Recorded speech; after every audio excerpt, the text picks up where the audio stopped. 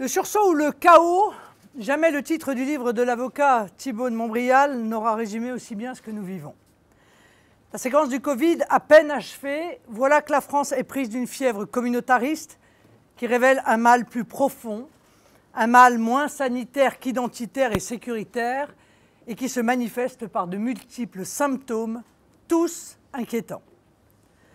La France, qui croyait tranquillement revenir à la vie après une période d'enfermement imposé, s'est réveillée dans les vociférations de haine indigéniste, cette haine raciale sous couvert d'antiracisme et cette haine communautariste anti-française, le tout s'accompagnant de violences urbaines.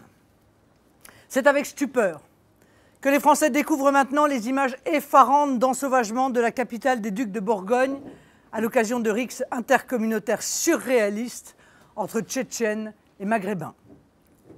Plus discrètement et dans un silence médiatique quasi général, Nice est aussi le théâtre de ce type d'événements.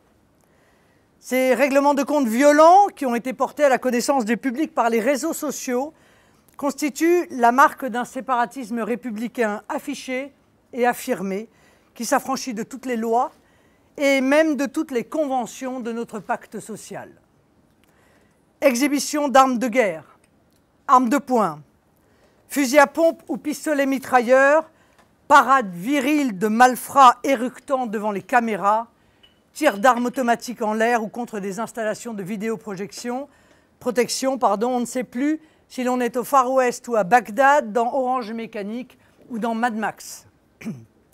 Derrière ce chaos sécuritaire, il y a l'humiliation de tout un peuple français, dont le pays est sali par des scènes d'une ultra-violence assumée, par la violation ostensible de nos lois, par ce gouvernement de somnambules qui sombre dans le mutisme et l'inertie. Le maire de Dijon, habituellement si prolixe, lorsqu'il s'agit de vanter les mérites du multiculturalisme dont il a fait de certains quartiers un coûteux laboratoire, 135 millions d'euros viennent d'être investis dans le quartier des Grésilles, est apparu bredouillant et groggy. C'est en fait toute une classe politique de droite et de gauche qui se trouve aux prises avec la réalité monstrueuse dans laquelle 30 ans d'errements idéologiques ont entraîné la France. Tout un pays se demande où l'on va. Lorsque chaque jour, l'actualité voit le pays des Lumières descendre une marche supplémentaire vers une société décivilisée, ultra-violente et à l'opposé du conte de fées du vivre ensemble qui a nourri jusqu'à l'écœurement les sermons publics durant des décennies. Le séparatisme qu'avait pu, à juste titre, évoquer le président de la République dans un moment de lucidité ne porte plus seulement, comme il le croit encore, sur les valeurs de notre pacte républicain. Il se manifeste désormais par une sécession territoriale armée et judiciaire qui s'affirme sans complexe. Cette situation est d'une gravité inouïe. Elle dépasse le fait divers et doit s'envisager pour notre nation comme un avertissement.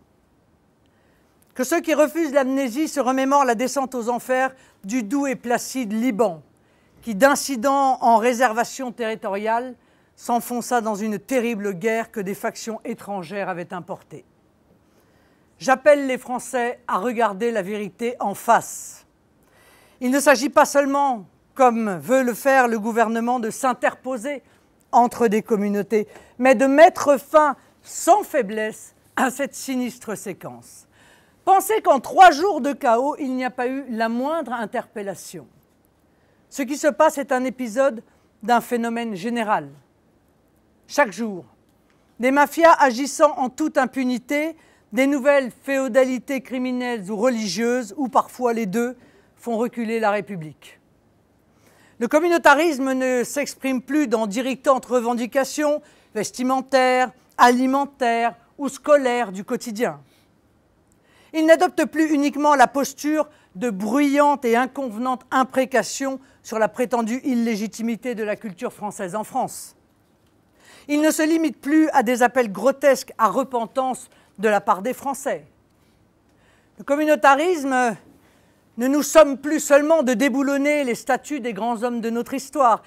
Il n'hésite plus à s'affirmer, on le voit à Dijon et à Nice, par des défilés de groupes armés agissant au vu et au su de tout le monde. Nous avons franchi là un palier supplémentaire. Je n'hésite pas à le dire, un palier de trop.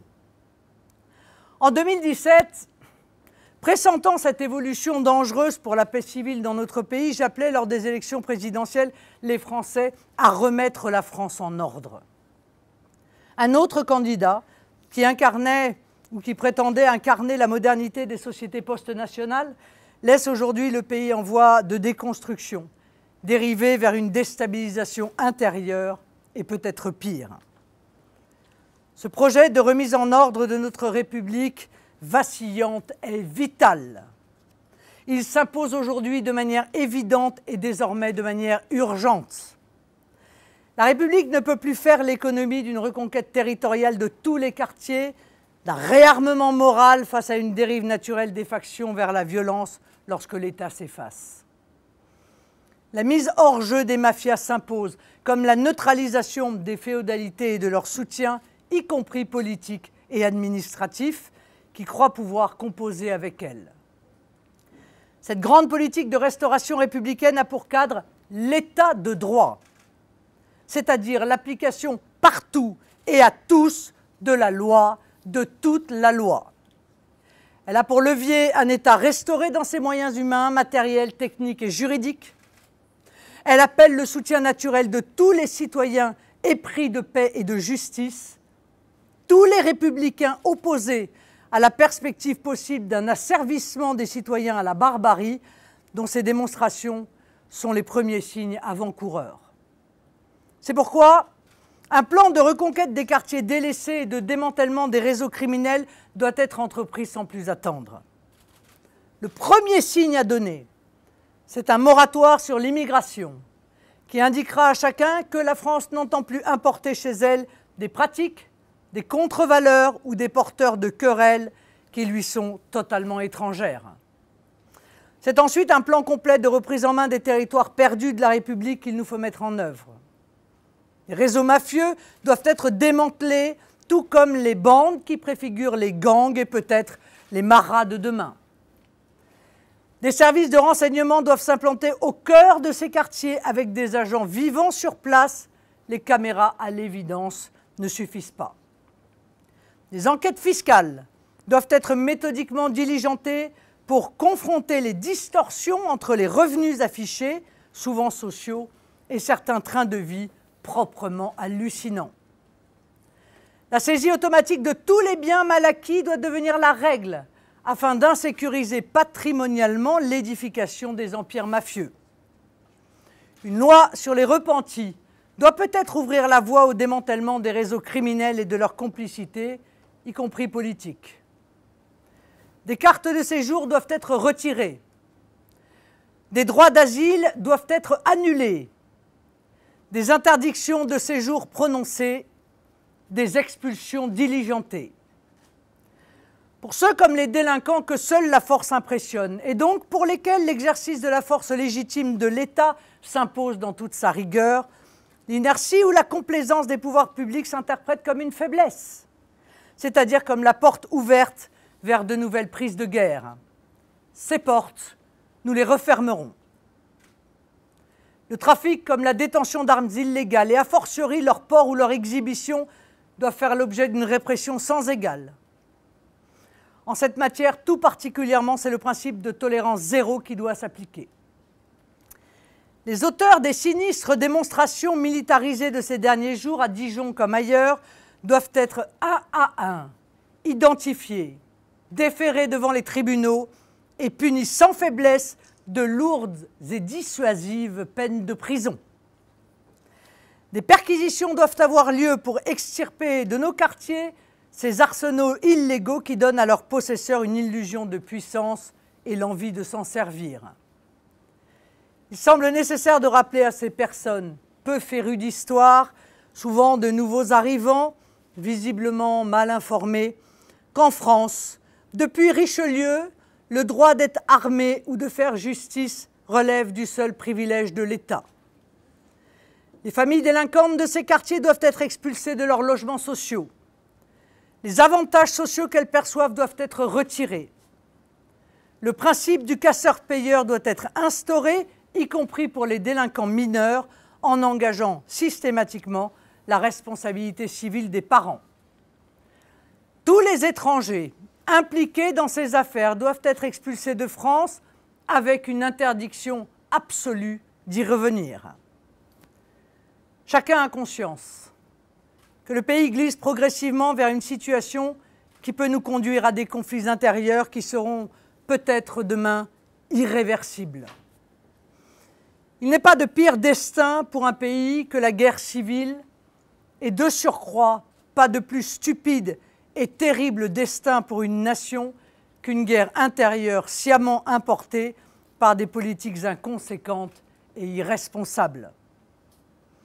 Il est encore possible à ce jour de maîtriser la situation, mais pour combien de temps? Le moment presse et chaque jour supplémentaire, chaque mètre de terrain perdu rend la reprise en main plus complexe. Cette volonté de reconquête, seul le Rassemblement national l'incarne et aura le courage de la mettre en œuvre. L'après-Covid a été fixé comme le moment de se réinventer. Ce moment politique nous invite à concevoir la France d'après. Cette France d'après ne peut être la France d'avant Empire. Dijon vient, par le contre-exemple, nous indiquer la voie à suivre. Si vous le décidez, cette France d'après, nous l'élaborerons ensemble et la mettrons en œuvre dans un grand projet collectif. Au-delà des échéances électorales municipales qui arrivent et qui sont plus importantes que ne le croient beaucoup, l'heure est pour ceux des Français qui ont le sens des priorités à se rejoindre sur celle-ci, la paix à l'intérieur de notre pays, la paix pour nous, la paix pour nos enfants. L'heure est au retour de l'ordre, de la justice et du bon sens. L'heure est à la mobilisation citoyenne.